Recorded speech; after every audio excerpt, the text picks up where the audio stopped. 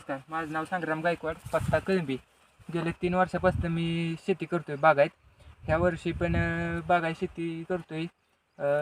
ह्या वर्षी मेमध्ये टमॅटोची लागण केली. मेमध्ये टमॅटोची लागण केल्यानंतर पहिल्या आळवणी आपण कॅरॉनची केली. दरवर्षीप्रमाणेच आपलं 60-40% असते. 60% कॅरॉनचं हे असते आणि 40% रासायनिक शेड्यूल.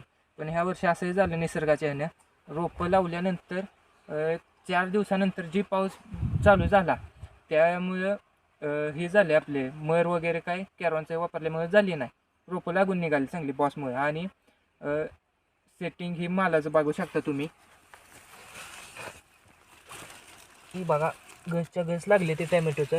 ही सेटिंग शेंड्याभोवतर आहे आणि अजून त्याच ह्याच्यात शेंडा पण चालू आहे प्लॉटचा.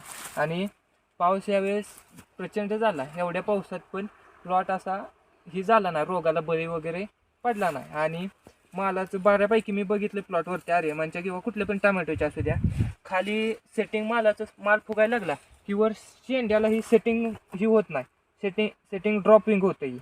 त्यामुळे ही सेटिंग आपलं ड्रॉप झालं नाही. शेंड्याला पण त्याच ह्याच्यात सेटिंग चालू आहे. आणि जी काय आपण सोडतोय ती बऱ्यापैकी 90% तरी अपटेक होते लवकर झाडाला कॅरॉनला.